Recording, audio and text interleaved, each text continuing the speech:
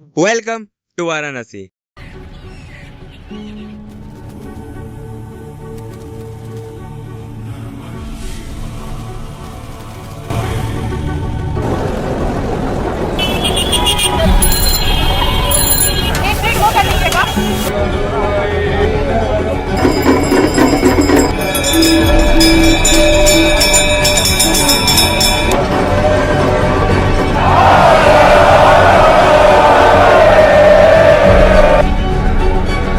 यहाँ मंदिर, घाट और गंगा आरती और यहाँ के खाना के लिए बहुत फेमस है। यहाँ पर जितना ये खूबसूरत शहर है उतना ही इसका पुराना इतिहास है। 3000 पुराना ये शहर। आज मैं आया हूँ यहाँ पर आपको कुछ अद्भुत नज़ारे दिखाने के लिए जो आप कभी नहीं भूल सकते। मेरे साथ आइए और मैं आपको एक ऐसी जर्नी पे लेके चलूंगा जो आप ना कभी देखे होंगे और ना आपने कभी सोचा होगा। यहाँ के कुछ ऐसे अद्भुत नज़ारे जो मैं आपको दिखाना की कोशिश करूंगा। तो आइए मेरे वाराणसी फेमस है यहाँ की आस्था, स्पिरिचुअलिटी और धर्म और यहाँ की हिस्ट्री के लिए। यहाँ के साधु संत, बाबा और यहाँ का घाट।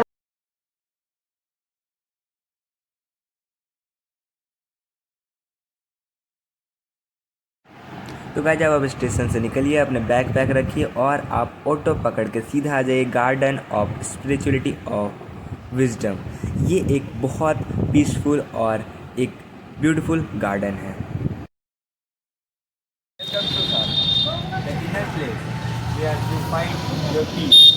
यहाँ पर आप आ करके अपनी शांति को प्राप्त कर सकते हैं। यहाँ पर एक ब्यूटीफुल नेचर और लैंडस्केप का आपको बहुत खूबसूरत नज़ारे देखने को मिलेंगे।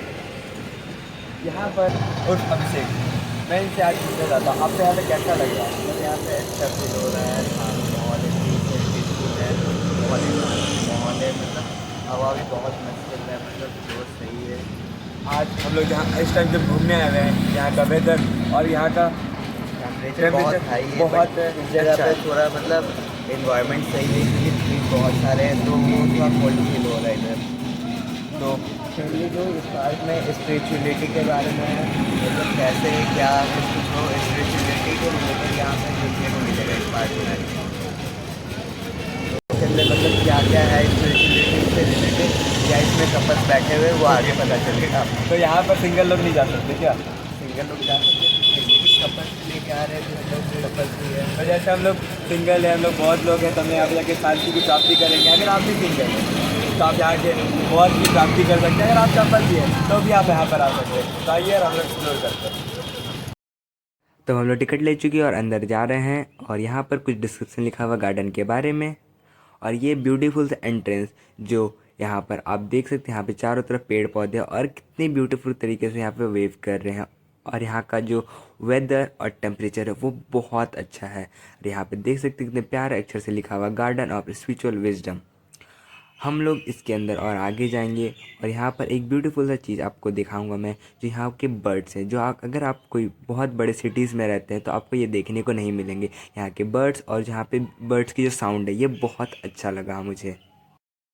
यहाँ पे अंदर आ चुके हैं और यहाँ पे बहुत शांति का वातावरण है। यहाँ पे बहुत सारे पेड़ पौधे और यहाँ पे चिड़ियों की आवाज़ में आप लोग यहाँ पे शांति की प्राप्ति कर सकते हैं। यहाँ पे बहुत सारी स्पिरिचुअलिटी की बातें लिखी हुई है, शांति की बातें लिखी हुई है। यहाँ पे बहुत सारा ब्यूटीफुल नेचर आप लोग को देखने का मौका मिलेगा। यहाँ पर आप लोग यहाँ पर आ रहे हैं तो आप लोग यहाँ पर शांति से यहाँ बैठ करके अपने जीवन के बारे में बहुत कुछ सोच सकते हैं, अपने जीवन के बारे में चिंतन कर सकते हैं। तो गाइज़ यहाँ पर बहुत ब्यूटीफुल से कोट्स लिखे हुए जो आप यहाँ पर आएंगे तो आपको पढ़ने का मौका मिलेगा। यहाँ पे बहुत कुछ ब्यूटीफुल से स्ट्रक्चर्स भी हैं जो एक अलग पार्क को यहाँ पर दिखाता है। यहाँ पे बहुत ब्यूटीफुल से फ्लावर्स, ट्रीज़ और ना जाने क्या क्या यहाँ पर है, जो अगर आप आएंगे तो आपको देखने का मौका मिलेगा। सबसे जो ब्यूटीफुल चीज़ मुझे लगी, जो मैंने पहले भी कहा, यहाँ के बर्ड्स। तो आप यहाँ पे जब आएंगे आपको यहाँ पे एक अलग ही शांति का अनुभव होगा।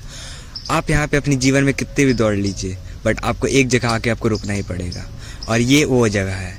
यहाँ पर आप अपनी शांति और अपने अंतर आत्मा को पहचान सकते हैं। हम लोग यहाँ पे कुछ देर बैठे और यहाँ का जो शांति का वातावरण था वो हम लोग अब शब्दों में बयान नहीं कर सकते। आप बहुत लोग कहते हैं कि बनारस आइए, यहाँ घूमिए, यहाँ घूमिए, वहाँ घूमिए, बट आप कितना ही दौड़ लीजिएगा, एक बार आपको रुकना ही होगा। तो मैं अभी राज से पूछना चाहूँगा, आपको कैसा लगा? यहाँ पे अच्छा फील हो रहा है। मैंने डीप ब्रेथ लिया, फिर अपने सांसों को मतलब सुना अच्छे से। मतलब यहाँ पे एक सुकून है, पीसफुल है। लाइक अपने माइंड को कैसे कंट्रोल कर सकते हैं, लाइक मतलब इनर थॉट को कैसे ख़त्म कर सकते हैं, नेगेटिव फीलिंग्स को कैसे ख़त्म कर सकते हैं। मतलब यहाँ पे ये सब चीज़ सीख सकते हैं। और बेसिकली वाराणसी में सब आपको बेसिकली वो काशी विश्वनाथ टेम्पल वगैरह के बारे में बताता है, इधर कोई लेके आता नहीं है। मतलब यहाँ पे बनारस में भी एक ऐसा पार्क है जहाँ पे आपको मतलब ये इनर माइंड को कंट्रोल करने के लिए मतलब कुछ लिखा हुआ है, बताया गया है कैसे कर सकते हैं, कैसे कंसंट्रेशन करना चाहिए, ये सब चीज़ें यहाँ पे जानकारी दी गई है। बेसिकली सब उधर ही ले जाता है, टेम्पल के साइड, घाट के साइड बोलता है उधर ही सुकून है, बट इधर भी आप सुकून पा सकते हैं। तो यहाँ पर एक अलग ही अनुभूति का आपको अनुभव होता है। तो हम लोग यहाँ पर और घूमने के बाद और कुछ ब्यूटीफुल बर्ड्स के साउंड एंजॉय करने के बाद हम लोग और भी बहुत सारी चीज़ों को एक्सप्लोर करते हुए थोड़ी देर बैठने के बाद हम लोग अपने जीवन के बारे में, आप अपने जीवन के बारे में कुछ सोचिए। यहाँ पर आप अपने जीवन के बारे में बहुत गहरी गहरी बातें सोच सकते हैं। जैसे कि यहाँ पे बहुत ऑलरेडी मैंने कह चुका हूँ कि यहाँ पे बहुत मोटिवेटेड स्पीचेस, कोट्स वगैरह लिखे हुए आप यहाँ पे पढ़ सकते हो। और यहाँ पर एक बेस्ट टाइम पे अगर आप आइएगा तो आपको यहाँ पर बहुत अच्छा लगेगा। यहाँ का क्योंकि प्लेजेंट वेदर जो है बहुत अच्छा है यहाँ पर।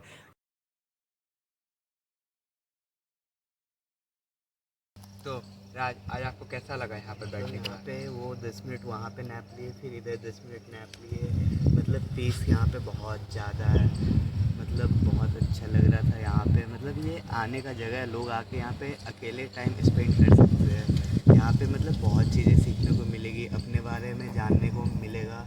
क्योंकि यहाँ पे अकेले आके जब टाइम स्पेंड करेंगे तो आपके माइंड को पता चलेगा आपको क्या एक्चुअल में करना है और क्या करना चाहिए, क्या गलत है, क्या सही है, आप समझ पाएंगे अच्छे से अगर आप अकेले में टाइम स्पेंड करते हैं ऐसी जगहों पे। तो गाइज कुछ देर रेस्ट करने के बाद हम लोग एक ऐसी ओल्ड दुकान में आप पहुँचे हैं जहाँ पर हैंडलूम से साड़ियाँ बनाई जाती है। तो गाइज अगर आप लोग को नहीं पता तो बनारस एक चीज़ के लिए बहुत फेमस है, वो उनकी साड़ियाँ, जो बनारसी साड़ियाँ रहती है। और यहाँ पर हमारे सामने हैंडलूम के द्वारा बनाई जा रही है जो बहुत ब्यूटीफुल है। लेकिन आज के मॉडर्न टाइम में मशीनों से ये सारी काम किए जाते हैं, तो हमें अपनी हिस्ट्री को नहीं भूलना चाहिए। और ये कुछ लोग नहीं जानते, ये जो साड़ियाँ हैं ये बहुत फेमस है और यहाँ पर इंडिया में तो बहुत ज़्यादा सप्लाई होती है। वर्ल्ड वाइड भी यहाँ पर इसकी डिमांड है, बट इंडिया में बहुत ये फेमस है।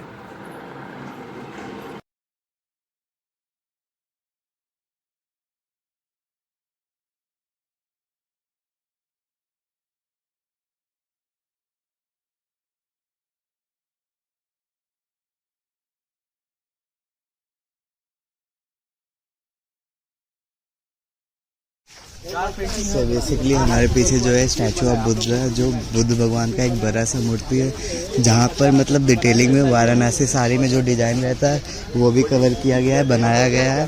मतलब लोगों को पता चले कि मतलब यहाँ पे मतलब कारीगर बहुत अच्छे से डिज़ाइन किए एक एक पत्थर को। मतलब बहुत प्यारा सा ये बुद्धिज़्म स्टैचू है, सो देख सकते हैं पीछे। तो सिर्फ बनारस यहाँ पे सिर्फ हिंदुओं के लिए फेमस नहीं है, यहाँ पे बौद्धिज्म, मुस्लिम, सिख, ईसाई और क्या जाने कितने रिलीजन यहाँ पे बहुत सारे फेमस है। तो हमारे पीछे आप देख ही सकते हैं कि यहाँ पे बहुत ब्यूटीफुल गौतम बुद्ध की मूर्ति रखी हुई है। और यहाँ पे इनका मकसद बनाने का था बनारस की चीज़ों के बारे में जानकारी देना। आप उनके थोड़ा नीचे देख सकते हो, वहाँ पे एक डिटेलिंग कार्विंग की हुई है जो बताता है यहाँ पे बनारस की साड़ियों की डिज़ाइन के बारे में। और हमारे जस्ट लेफ्ट हैंड साइड में यहाँ पर एक मॉनेस्ट्री है जो बुद्ध जी के बारे में और भी डिटेल के बारे में बताई जाती है। और यहाँ पे एक ऐसा ब्यूटीफुल नेचर है जो आप लोग अगर यहाँ पर आएँ तो आप लोग को बहुत जानने का मौका मिलेगा। यहाँ पर जैसा आप देख सकते हैं यहाँ पे पाली भाषा में कुछ लिखा हुआ है बुद्धा के संबंधित। तो राज, आप इनके बारे में कुछ यहाँ पे बताना चाहेंगे? वो एक पाली भाषा है जो समझ में नहीं आ रहा है, पता नहीं क्या लिखा हुआ है। फरा बुद्धा ससन्नोफम लाभ मोंगखोल समाधि रांगसीस्तन। अगर आपको किसी को आता है पाली भाषा तो इसका ट्रांसलेट करके कमेंट में बताया ज़रूर ये लिखा क्या है, हमें तो नहीं समझ में आ रहा। और यहाँ पे ब्यूटीफुल एक मतलब वाटर लेक जो भी हो, मस्त प्यारा सा ये व्यू है। सो देख सकते हैं। तो ये गौतम बुद्ध की प्यारी सी मोनेस्ट्री है जो अगर यहाँ पर गौतम बुद्ध के बारे में और भी चीज़ें बताती है। बट अगर आप कभी भी पहले भी कोई गौतम बुद्ध के मंदिर में गए होंगे तो आपको पता होगा वहाँ पे बहुत शांति से बैठना होता है, बट यहाँ पे बहुत ज़्यादा ही भीड़ थी, ना जाने क्यों।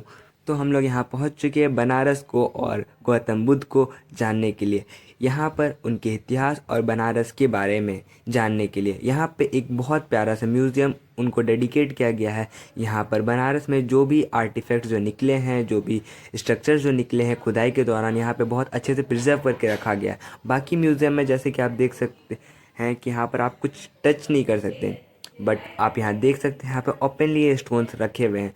बट यहाँ पर बहुत लोग यहाँ पर टच कर रहे थे, बट मुझे नहीं लगता यहाँ पर ऐसे टच करना चाहिए था इन चीज़ों को। बट यहाँ पर बहुत आर्टिफैक्ट्स जो यहाँ पर म्यूज़ियम में जो रखे हुए थे बहुत ब्यूटीफुल थे और ये हिस्ट्री को डेडिकेट कर रहे थे और बता रहे थे कि गौतम बुद्ध के। ये एक ब्यूटीफुल म्यूज़ियम है जो आपको हिस्ट्री के बारे में बताता है। स्टोन वगैरह है जो like 7th century 6th century ये सब का स्टोन वगैरह रखा हुआ है यहाँ पे। वो सब जगह पे पूरा मतलब ओल्डेस्ट जो बुद्धिज़्म से बना हुआ था लाइक उस चीज़ टाइप का यहाँ पे मतलब घूमने लायक है, आर्कोलॉजिकल थिंग्स है।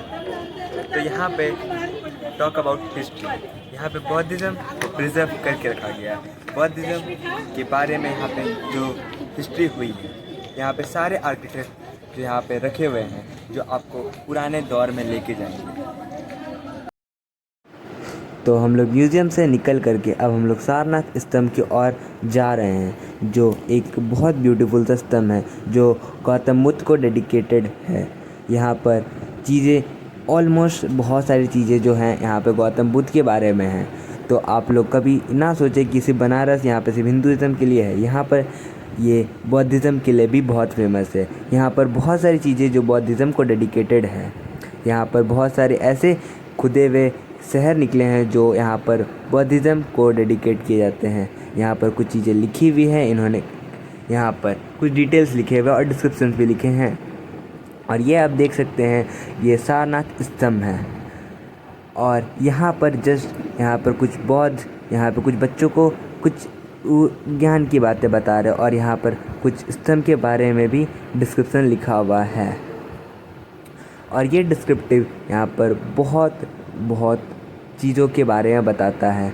और ये आप देख सकते हैं यहाँ पर एक शहर का एक स्ट्रक्चर है जो यहाँ पर कभी हुआ करता था, जो आज यहाँ पर खोद करके निकाला गया है। और ये बहुत ब्यूटीफुल है। अगर आप इसे ध्यान से देखेंगे तो आपको बहुत सारी हिस्ट्री के बारे में चीज़ें पता चलेगी।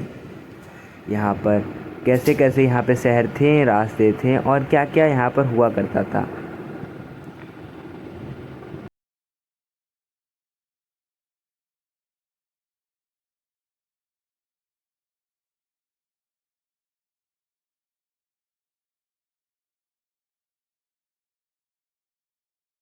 बौद्धिज़्म को एक्सप्लोर करने के बाद अब हम लोग गंगा आरती देखने आ पहुँचे हैं गंगा किनारे।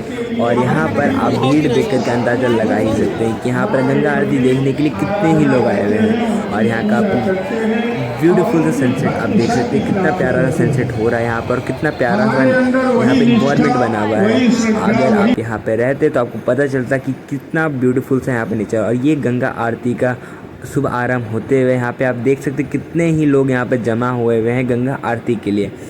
और गंगा आरती अब शुरू हो चुकी है और ये आप देख सकते कितना ब्यूटीफुली से यहाँ पे ये लोग प्रेयर करना स्टार्ट कर चुके हैं।